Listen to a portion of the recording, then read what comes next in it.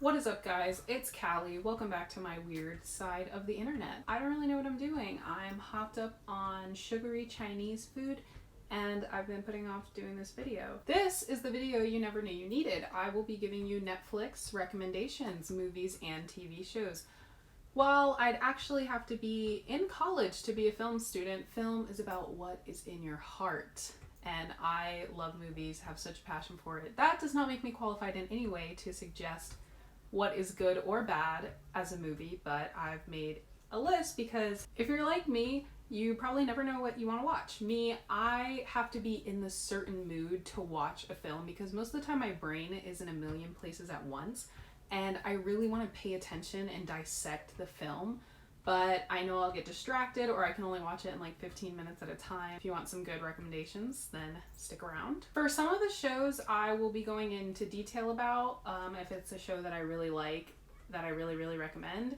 But if not, then I'll just list them off and you'll have to figure it out for yourself. Our first section is going to be TV shows. I do not watch that many TV shows myself because I will generally forget about them and get bored, and I don't want to go through every season of them. And when it comes to watching TV, I've gotten super spoiled and I don't want to wait till next week till the show comes out because I will lose interest. I will forget everything that's happened up until then and I don't have time to rewatch them every week. Sorry, I'm just reading from this list. I've broken the TV shows up into two categories in itself.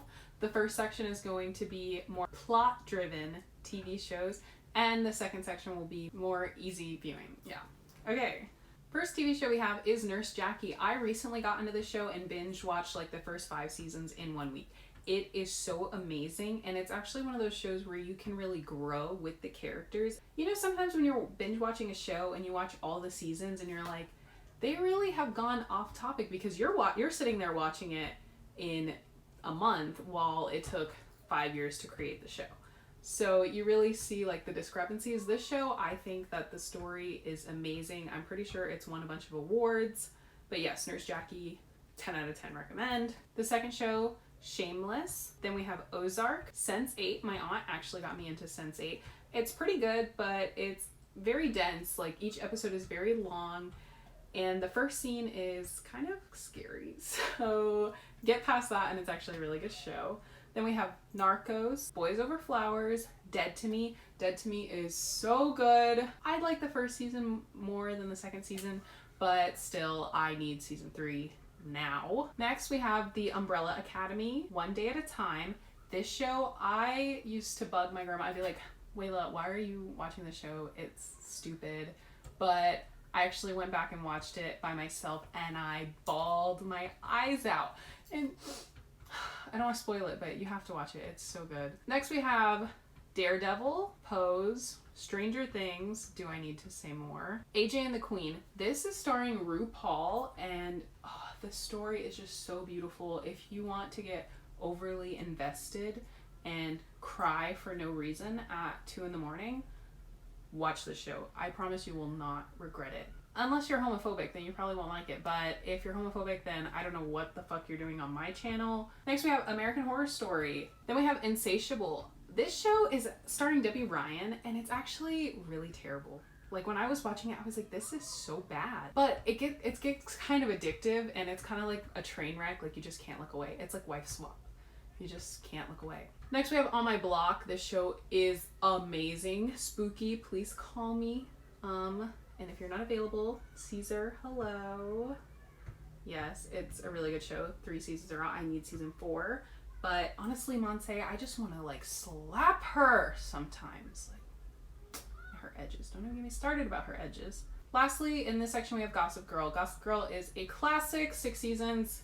Eat it up. Next, we're going to move on to our easy viewing TV shows. These are ones that you can just throw on in the background and go on TikTok like I do because my brain needs to be hearing like a million things at once to even focus on one of them. It's not saying that these shows don't have good plots or that you shouldn't pay attention to them, but they're more likely that you cannot pay attention and still know what's going on. First, we have Girl Boss. I just started rewatching this because I, just like everyone else, want to build an online business and work in my underwear. Then we have Avatar and Legends of Korra, Schitt's Creek, hilarious, Moira Rose, iconic. Inuyasha, this actually is funny. My uncle was obsessed with this when I was a kid and when he was a kid, because we're not the proper age, and it's on Netflix, so go give it a watch. Kagome, how are you doing? Next we have The Good Place, starring the love of my life, Kristen Bell.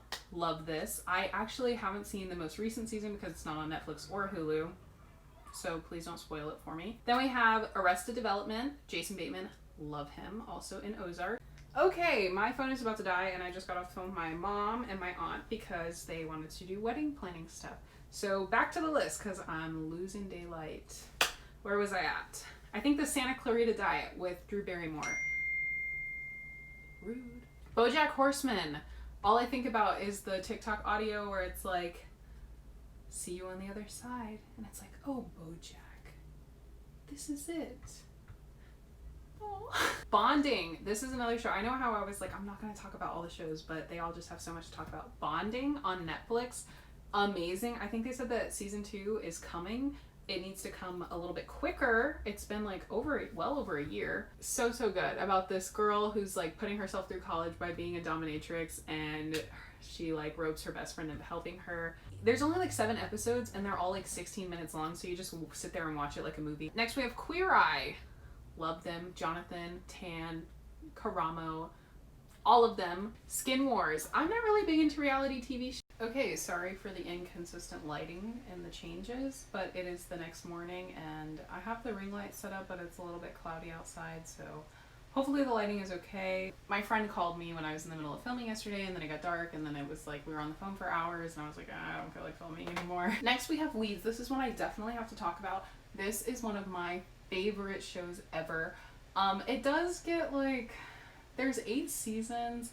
It went on for a little bit too long. They got a little bit too ridiculous, but I still definitely think that you should watch it all the way through at least once, and then when I go back and watch it, I just like normally stop at like season 6.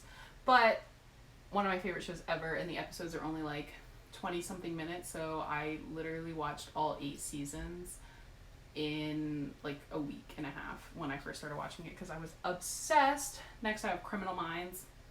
The cast, oof. Charmed. I grew up watching this. My grandma loves this show. Young and Hungry. Pawn Stars. Then we have Tidying Up with Marie Kondo. Yu-Gi-Oh! Waking up early on Saturday to watch Yu-Gi-Oh! Nothing brought me more joy as a kid. American Vandal. I haven't seen season 2, but season 1 was really good, and I think I don't know if they like intertwine, because the first season, like the story gets wrapped up. I don't think there was like a cliffhanger.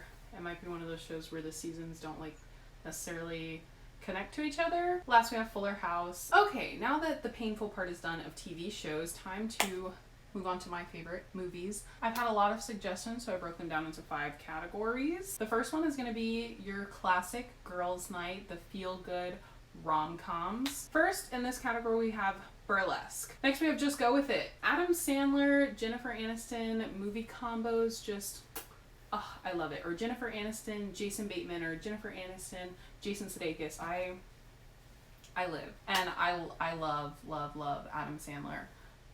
So if he's canceled, please do not tell me in the comments because it will break my heart. Next we have Sleepless in Seattle, The Bounty Hunter. Once again, Jennifer Aniston popping up. Then we have Clueless. If you haven't seen this movie, then what are you doing with your life? A little bit of a funny story. The first time that I watched Clueless, I don't know how old I was young, like 7 or so.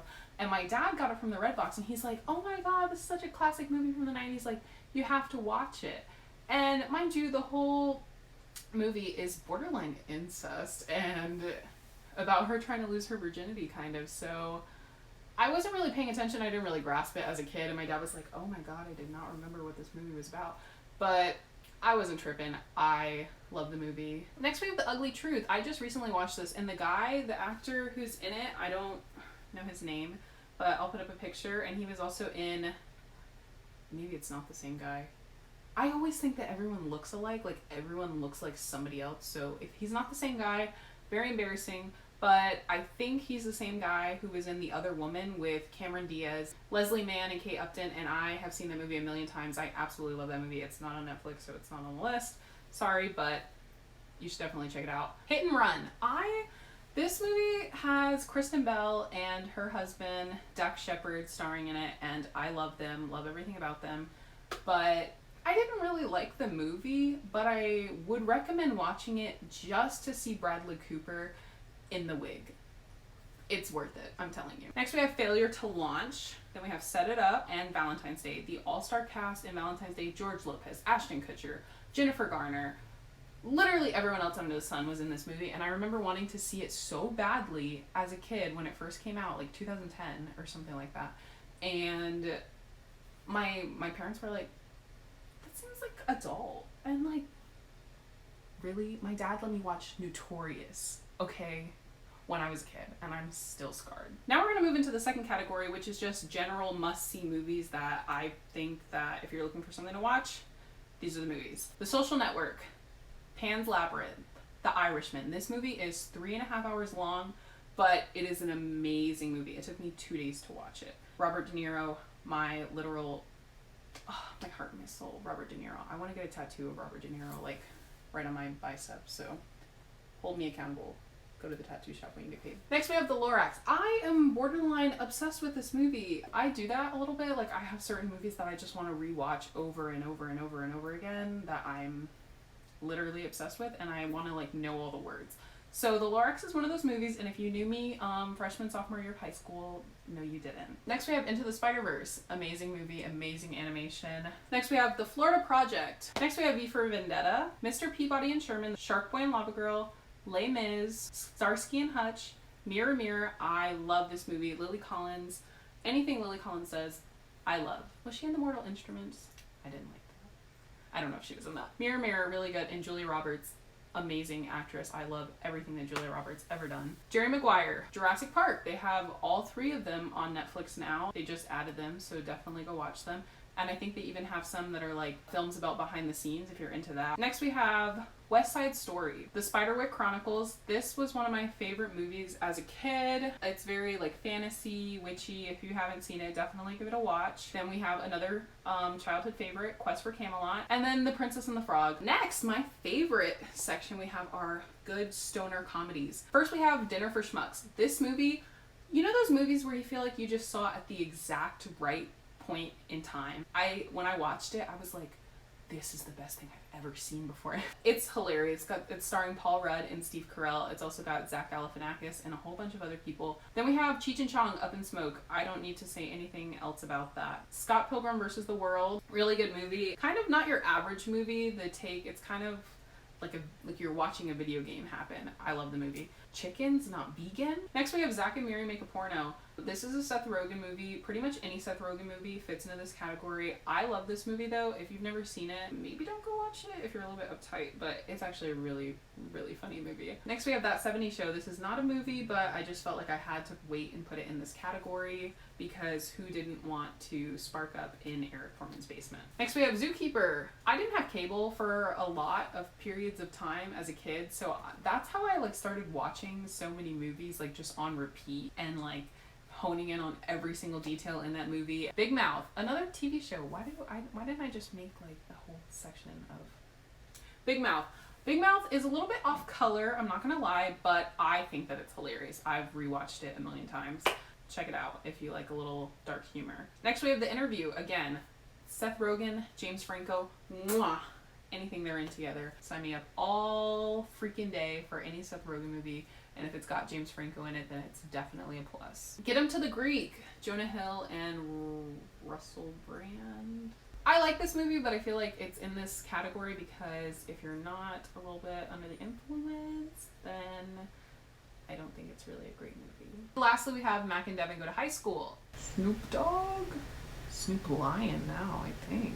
Next, we have movies that are going to make you cry. And if you're like me, and you just want to avoid these movies because you're a thug, then listen so that you can avoid them. First, we have Marriage Story, Academy Award winner. It definitely deserved it. Moonlight. Frida. Next, we have Stardust. I wouldn't say that this movie necessarily is sad. It's actually another childhood favorite of mine. Next, we have Eternal Sunshine of the Spotless Mind. I love Jim Carrey. I love his acting. I love everything about Jim Carrey. The Truman Show, one of my all-time favorite movies. I like how I said I wasn't going to talk about most of these movies, and somehow I'm going in depth. Next we have Perks of Being a Wallflower. This movie, when I saw it, it's one of those movies that I have not been able to bring myself to watch again.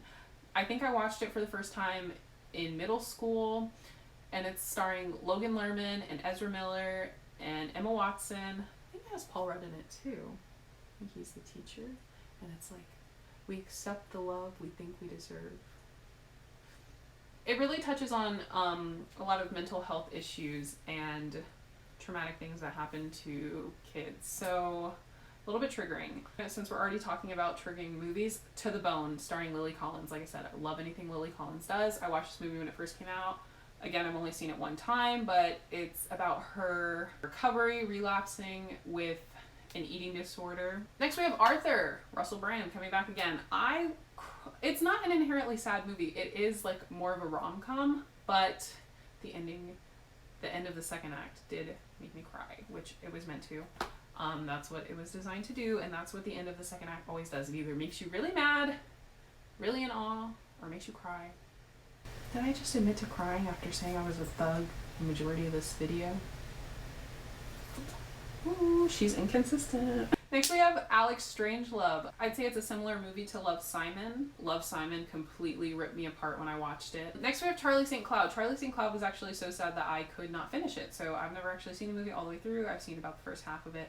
But if you want to cry or avoid crying, watch or don't watch that movie. Next we have Documentaries. I love a good documentary. First documentary we have is Have a Good Trip, Adventures in Psychedelics. This has more stars in it than you could imagine. This is an amazing documentary. It kind of plays off of like a 90s anti-drug campaign, and even the documentary itself is not promoting doing LSD or doing drugs or anything like that, but it's just telling celebrity experiences with the drug. That's actually the inspiration I got for my anti-drug campaign that is on my channel. Next we have 100 Humans. This is more of a docu-series, but it's like life's questions answered, like which way should you put your toilet paper. Next we have Blackfish. I have seen this movie way too many times, and it's scarring every single time, about the killer whale Tilikum at SeaWorld in Orlando and the tragic death of Don Branshaw. Next we have Becoming. I believe this is the Michelle Obama one. I'm not gonna lie, I haven't seen this one either, but I was going through looking for recommendations, and I'm sure it's amazing. I love everything that Michelle Obama has ever done, except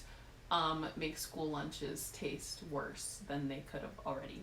Then we have Diana in her own words. Woodstock, 3 Days of Peace and Music. This, I actually think they took off of Netflix because I went to search it up so that I could like find the exact title, because I knew it was about Woodstock, but I wanted to put the exact title in there for you guys. And it's not on there anymore. It was like titles related to Woodstock, 3 Days of Peace and Love. But this documentary, I started watching it on the plane ride to New York, and I didn't finish it. And then when I got home and I was unpacking, I was like putting it on in the background. Like I was paying attention, but you know, I was like cleaning and unpacking while I was watching it. And it kept making me cry every 5 seconds. Like, I don't know, I just had all these emotions built up, and I was like, this is so beautiful. Yeah, I was in tears the majority of it. Like, I just had to stop cleaning and I had to keep watching it, because I was like, well, if it's making me feel all these emotions, then it's probably doing something right. Next we have Amy, The Long Strange Trip of Bob Ware. If you don't know about the Grateful Dead, what are you doing? I'm not gonna lie, it's okay, not everyone has good taste. The Life and Death of Martha P. Johnson, an amazing LGBTQ plus activist. Then we have Disclosure. Then we have Homecoming, Beyonce, a queen, really. Then we have Mission Blue. This one is about the ocean. I really love a good nature documentary. That's probably my favorite topic of documentary to watch. I love watching them about the oceans. That's what this one is about. And I like it more than like the Disney documentaries. Not saying anything wrong with the Disney documentaries, but just me, I like to really like feel like I'm learning. I want it to be informative, and I feel like the Disney documentaries, every time I try to watch them, they are like trying to make a character out of like one animal that they're following in this situation, and they're still giving you like information, but I don't know, I don't really like it. Last we have Inside Bill's Brain. This is another docu-series that I just started. I watched the first episode, and it's exactly what it sounds like. It follows around Bill Gates, talking about how, like, what he does with his days and how he got where he is and things that he was doing. And of course, I'm trying to laser in on those entrepreneur things so that I can be on my grind, because this 9 to 5 is not working for me. I don't know if being my own boss would work for me either. I'm kind of lazy, but no, I'm not lazy. I'm motivated. I'm thriving. All good things are coming to me. Anyway, thank you so much. That was 100 Netflix recommendations. If you guys like this video, or not, I guess, leave a comment. And if you'd like to see me do Hulu or Disney Plus or just any other movie recommendations, I can do ones that are not on streaming services, because there are plenty of ways to find whatever movie you want to watch online. It's an amazing time to be alive, and I could talk about movies all day long. That is all I have for you guys today. I hope you guys check out some of these movies and let me know what you think. Bye!